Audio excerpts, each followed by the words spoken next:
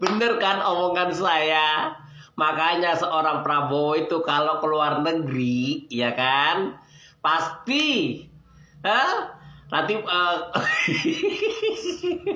jadi omongannya apa? Rakyat Indonesia harus bisa bahasa Perancis. Sekarang Portugal, nanti ke Belanda ngomong pakai harus bahasa Belanda. Pokoknya omongannya omongan anak-anak ABG, anak kecil ya, anak yang baru lahir itu loh, omongannya ngalor ngidul nggak jelas. Makanya Prabowo itu, ya kan, bawa para proses apa itu yang sekretaris itu ya, jangan bikin apa tuh, bikin skrip pidato percuma, nggak bakal bisa dibaca. Yang ada di otaknya dia aja, ngomongnya ngalor ngidul, ngelantur kemana-mana.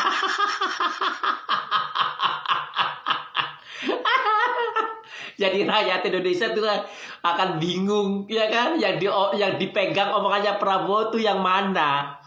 Pergi ke negara ini suruh bahasa ini, ya kan, rakyat Indonesia harus bisa bahasa ini, bahasa itu semuanya. Aku nanya, rakyat Indonesia ini emang bisa? Yang petani kecil-kecil itu emang bisa ke luar negeri? Bahasa Inggris aja mereka nggak mampu. Apalagi bahasa lain. Bahasa Inggris kan bahasa internasional, nggak usah pakai bahasa Perancis, bahasa ini, bahasa Portugis, bahasa teteh bengek, bahasa Belanda, ya kan, nggak usah. Bahasa Inggris aja yang penting. Mampu nggak? Jangan kan gitu, gurunya aja rata-rata nggak mampu, apalagi muridnya. Makanya jangan dikasih mic deh Prabowo itu. Bahaya. Itu di pemikiran saya. Selaras. Salam logika. Sumpah gak jelas banget nih orang. Jauh-jauh datang ke Perancis 4 kali berturut-turut. Dan hasilnya akan menginstruksikan semua tingkatan sekolah untuk mempelajari bahasa Perancis.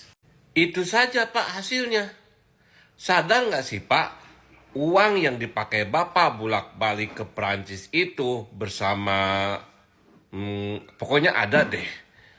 Ya si dia itu adalah uang rakyat Pak, uang kita-kita. Lagian Pak ya, orang desa-desa itu Pak, nggak pedulilah Pak bahasa Perancis. Nggak perlu tuh Pak bahasa Perancis. Bapak mah memang rajanya ngadi-ngadi. Sejak jadi presiden, ternyata Prabowo disebut menghabiskan sekitar 1 dari 6 hari di luar negeri. Pernyataan ini datang dari mantan Wakil Menteri Luar Negeri Dino Patijalal dan langsung bikin perdebatan. Menurut Dino Patijalal, intensitas kunjungan ke luar negeri Presiden Prabowo Subianto terbilang sangat tinggi. Bahkan ia menyebut rata-rata sekitar 1 dari 6 hari dari masa kepresiden Prabowo dihabiskan untuk lawatan ke luar negeri. Dino menilai diplomasi aktif memang penting, apalagi di tengah situasi dunia yang makin panas. Mulai dari perang, perebutan investasi, sampai persaingan ekonomi global. Tapi di sisi lain ia mengingatkan agar setiap kunjungan punya hasil yang jelas dan bisa dirasakan langsung manfaatnya oleh Indonesia. Soalnya, perjalanan kenegaraan tentu menggunakan anggaran negara yang tidak kecil. Karena itu, publik dinilai berhak mengetahui apa saja hasil konkret yang dibawa pulang dari setiap lawatan di luar negeri tersebut. Meski begitu, ada juga yang melihat langkah Prabowo sebagai upaya memperkuat posisi Indonesia di panggung internasional. Apalagi dalam beberapa bulan terakhir, Indonesia terlihat makin aktif menjalin hubungan dengan banyak negara dan forum global. Nah, menurut kamu gimana? Terlalu sering keluar negeri atau justru memang diperlukan supaya Indonesia makin diperhitungkan dunia? Tulis pendapat kamu di kolom komentar.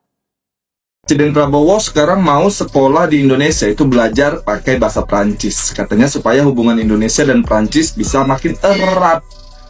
Sekarang saya sudah instruksikan bahwa semua tingkatan sekolah-sekolah Indonesia harus belajar bahasa Prancis. Aku langsung mikir tuh kan, akhirnya anak-anak di Indonesia itu bukan cuma bisa disuruh hafal good morning, tapi juga harus bisa bilang bonjour, madam. Padahal ya sekarang aja itu masih banyak murid tuh kalau disuruh pakai bahasa Inggris jawabnya "May I izin to toilet, sir?" Tapi akhirnya aku paham sih, mungkin ini strategi untuk diplomasi. Karena kalau kita kerjasama sama Perancis makin dekat, minimal nanti kalau ada utang luar negeri nagihnya lebih romantis tuh. Sebenarnya anak-anak Indonesia itu kreatif. Aku yakin nih bahwa bahasa Perancis versi lokal bakalan muncul di Indonesia.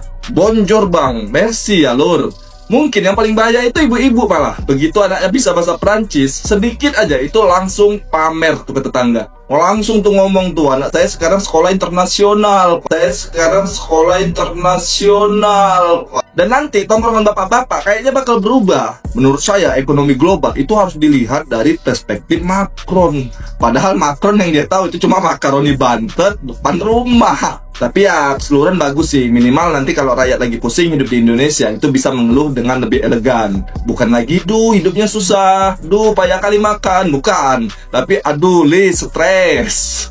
Karena beginilah Indonesia. Masalahnya lokal, gengsinya yang internasional. Nah, gimana kira-kira menurut kalian? Dolar pernah tembus 16.800 rupiah saat krisis 98. Banyak bank tumbang, perusahaan bangkrut, ekonomi kacau.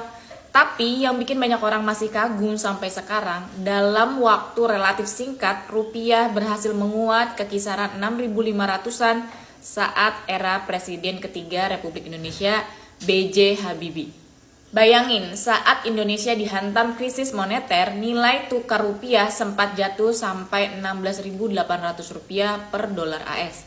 Kondisi itu memicu inflasi tinggi, perbankan kolaps, dan kepercayaan investor nyaris hilang. Tapi di tengah situasi itu, Habibie melakukan sejumlah langkah yang oleh banyak ekonom disebut sebagai fondasi pemulihan rupiah. Jurus pertama, mengembalikan kepercayaan pasar atau trust. Menurut ekonom Didik J. Harbini yang saat itu ikut dalam tim reformasi nasional bidang ekonomi, faktor terbesar bukan sekedar kebijakan teknis, melainkan bagaimana pemerintah berhasil meyakinkan pasar bahwa Indonesia serius melakukan reformasi ekonomi.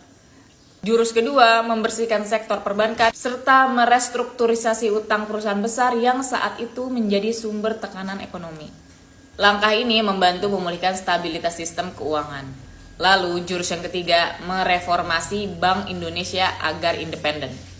Habibie mengesahkan UU nomor 23 tahun 1999 yang membuat Bank Indonesia lebih independen. Tujuannya agar kebijakan moneter lebih kredibel dan fokus menjaga stabilitas rupiah. Lalu yang terakhir, jurus keempat, mendorong reformasi ekonomi dan persaingan usaha yang lebih sehat. Pemerintah saat itu juga menyiapkan aturan anti monopoli dan reformasi kelembagaan untuk mengurangi praktik rente ekonomi yang dianggap memperparah krisis. Hasilnya, rupiah yang sempat terpuruk di level 16.800 rupiah berhasil menguat hingga sekitar 6.500 per dolar AS. Banyak ekonom menilai keberhasilan itu bukan karena satu kebijakan aja, melainkan kombinasi reformasi sektor keuangan, pemulihan kepercayaan, dan perubahan institusi ekonomi secara besar-besaran. Pertanyaannya sekarang, kalau dulu rupiah bisa bangkit dari krisis parah 98, apakah jurus yang sama masih relevan untuk menghadapi tekanan rupiah hari ini?